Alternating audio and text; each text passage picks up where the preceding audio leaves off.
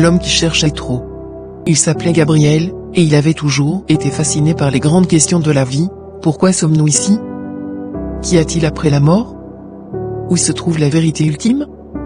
Dès son adolescence, il s'était plongé dans la philosophie, la théologie, et toutes les spiritualités qui croisaient son chemin. Mais ce n'était jamais assez.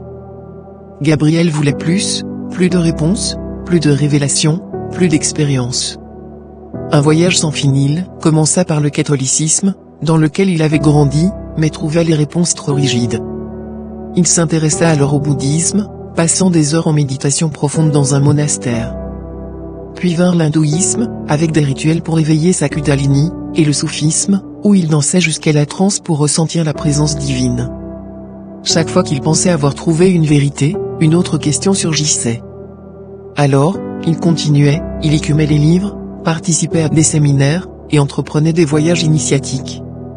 À chaque étape, il adoptait de nouvelles pratiques, le jeûne extrême, les prières nocturnes, les retraites silencieuses dans l'isolement complet. Mais Gabriel ne savait pas s'arrêter. Il cumulait les enseignements sans les digérer, mélangeait les rites sans comprendre leurs origines, et forçait son esprit à aller toujours plus loin, toujours plus profond. Les premiers signes du jour, après une retraite où il avait pratiqué une méditation intensive pendant 10 jours sans dormir plus de 2 heures par nuit, il ressentit une étrange énergie dans son corps. La kundalini s'éveille, pensa-t-il. Mais cette énergie ne lui apportait pas la paix promise. Au contraire, il se mit à ressentir des tremblements, des palpitations, et des vagues d'angoisse. Il se convainquit que c'était une épreuve spirituelle, un passage nécessaire vers l'illumination. Alors il redoubla d'efforts, il s'isola encore plus, jeûna pendant des semaines, et tenta de purifier son âme en pratiquant des rituels ésotériques qu'il avait trouvés dans un vieux grimoire. Mais son esprit commençait à vaciller. Il entendait des voix pendant ses méditations, des murmures qui lui disaient qu'il était proche de la vérité. Il voyait des ombres dans sa chambre, persuadé qu'il s'agissait d'entités spirituelles venues le tester. Le matin de la rupture Gabriel se réveilla avec un sourire extatique. Il avait fait un rêve où un ange lui avait confié qu'il était l'élu, celui qui devait révéler la vérité ultime au monde. Mais ce rêve marqua le point de bascule. Ce jour-là, il commença à parler à des êtres invisibles, affirmant qu'ils lui donnaient des instructions divines. Il écrivit des milliers de pages de symboles incompréhensibles, disant qu'ils étaient des messages codés pour sauver l'humanité. Il ne mangeait presque plus, affirmant qu'il se nourrissait de lumière cosmique. Les gens autour de lui furent d'abord fascinés par son charisme et son intensité, mais rapidement, ils virent que quelque chose n'allait pas.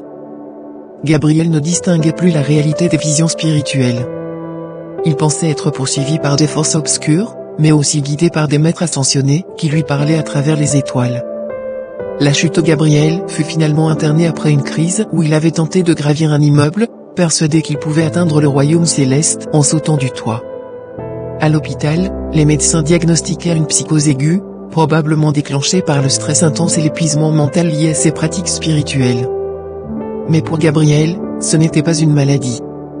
Il était convaincu que le monde médical cherchait à l'empêcher de partager sa vérité divine. Même sous traitement, il continuait à murmurer des prières et à dessiner des mandalas sur les murs de sa chambre.